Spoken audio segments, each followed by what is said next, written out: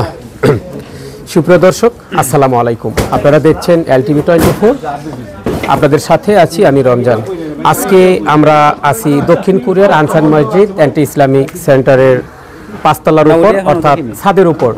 তো আমাদের দক্ষিণ কোরিয়ার আনসানবাসীর উদ্যোগে আগামীকালকে বিশাল বড় একটা ইফতার মাহফিলের আয়োজন আছে। তো আপনারা দেখতে পাচ্ছেন যে সবাই গ্রুপিংভাবে মাশাআল্লাহ অনেক কাটাছিটার কাজ করতেছেন।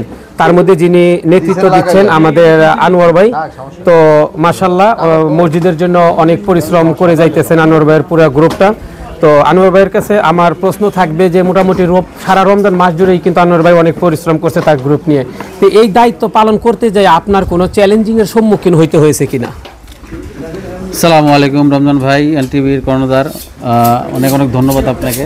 আপনি পুরা রমজান জুড়েই একেবারে প্রথম রমজান থেকে শেষ রমজান পর্যন্ত ধারাবাহিকভাবে যে সম্প্রচার করছেন এই জন্য আন্তরিকভাবে কৃতজ্ঞতা জানাই। আসলে এখানে আমাদের প্রচার প্রসারের জন্য আমরা এগুলো করতেছি না, তারপরে আপনি মানুষের মাঝে যেহেতু একটা উৎসব, একটা আমেজ, একটা প্রচার যে এখানে এই জিনিসটা হচ্ছে আপনার মাঝে জেনে অনেকে আসতেছে। আনসান মসজিদে ঈদের তারাবির যে একটা নামাজ আমাদের খতম তারাবি, সেটা আপনার মাঝে অনেকেই ঘরে বসে দেখতেছে, দেশের বাইরে থেকে দেখতেছে। এটা আসলেই আমাদের খুব চমৎকার একটা জব যেটা আপনি করেছেন। এটা আসলে সবাই করতে পারবেন না। আপনার এই ধৈর্য এবং আপনার এই খ্যাদমত আল্লাহ কবুল করুক, এটা আমি প্রথমেই দোয়া করি আপনার জন্য। এবং আপনার এলটিভির জন্য আমি সবসময় দোয়া করি যেন আল্লাহ এটাকে আরও বড় পরিসরে আমাদের মাঝে নিয়ে আসে। আর বিশেষ করে আনসান মসজিদে যে ইফতার হয় প্রতি বছর ইফতার হয়, আপনারা ভালো করে জানেন। আমরা যখন ছিলাম না তখনও হয়েছে, আমরা দেখছি সিনিয়র ভাইরা এখানে ইফতার আয়োজন করছে। তো পর্যায়ক্রমে আমরা আস্তে আস্তে চেষ্টা করতেছি এখানে এটার সাথে জড়িত হওয়ার জন্য। এই মাসে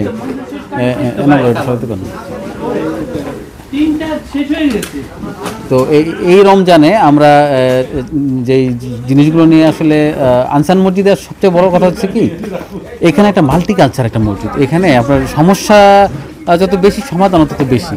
মানে যে কোনো কমিউনিটি আইসাই এটা একটা সমাধান করে। আমি করলাম না, আপনি এসে করলেন, বা আপনি নাই আরেকজন এসে করতেছে, এটা হচ্ছে বড় সুবিধা।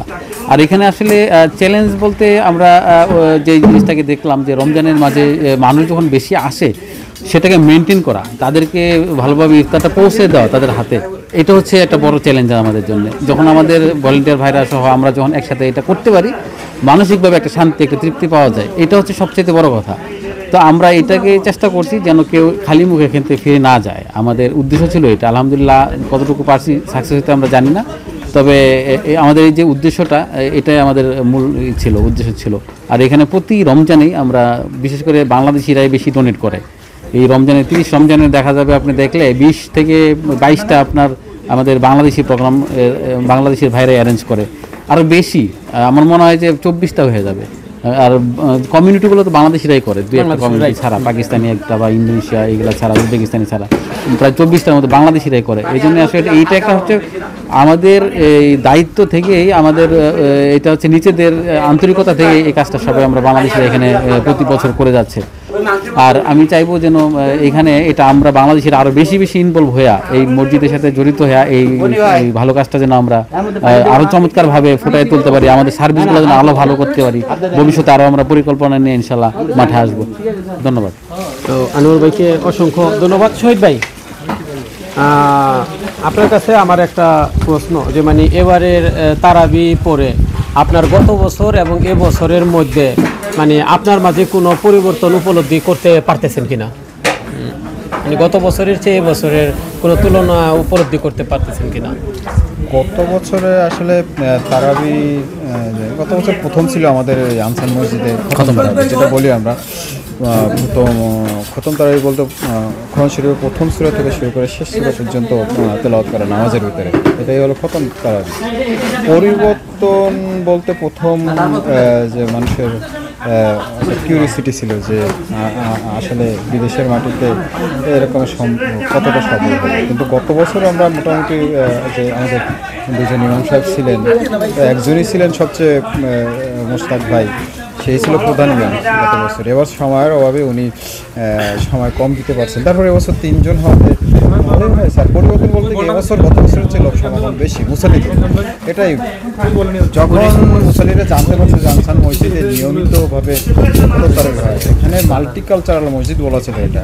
বিভিন্ন দেশের, পৃথিবীর অধিকাংশ মুসলিম দেশের মুসলমানরা এখানে মুসলিমরা রমজান মাসে সবসময় নামাজ পড়ে 5 ওয়াক্ত, বিশেষ করে রমজান মাসে বেশি আসে।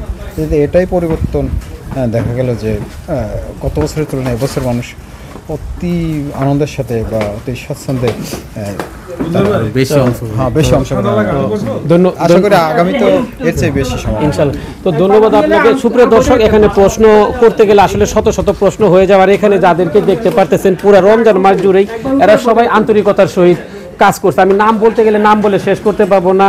যেমন গনি ভাই আছে, গুলদার ভাই আছে, তারপরে জাহিদ ভাই আছে, এই যে আমাকে খুরশেদ আছে, তারপরে ওই যে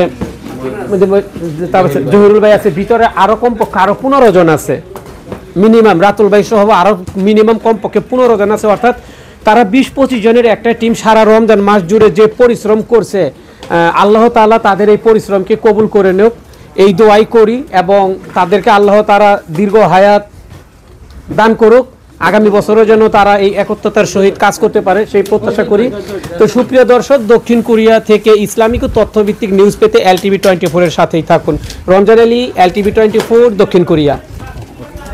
থ্যাংক ইউ LTV 24। আসলে আমাদের রমজান ভাইয়ের যে রমজান মাসে আমাদের রমজান ভাইয়ের LTVর কর্ণধার, আসলে আমি যে জিনিসটা খেয়াল করছি প্রথম থেকে উদারভাবে উনি এই সেই ইফতারের থেকে শুরু করে এই দক্ষিণ কোরিয়ার কর্মব্যস্ততার ভিতরেও সেই ইফতারি থেকে শুরু করে ইফতারি অনেক আগে উনি চলে আসেন। এটা আসলে বিশাল স্যাক্রিফাইস। এটা সাধারণ আমরা যারা কর্মজীবী এরা করাটা খুব কঠিন। উনি সেই ইফতারি থেকে শুরু করে একেবারে রাত্রে 11টা পর্যন্ত, তারাবি শেষ হওয়া পর্যন্ত উনি এটাকে কাভার করেন। এটা আমি মাঝে মধ্যে অবাক হয়ে যাই পার্সোনালি। উনি আসলে ধৈর্য, যেটা ধৈর্য ওনার ধৈর্যের ব্যাপারটা আমাকে অবাক করে। যাই হোক, আমি সর্বশেষে বলবো LTVর কর্ণধার এবং LTVর উত্তরোত্তর সফলতা কামনা করছি। ধন্যবাদ আপনাকে। আসসালামু আলাইকুম।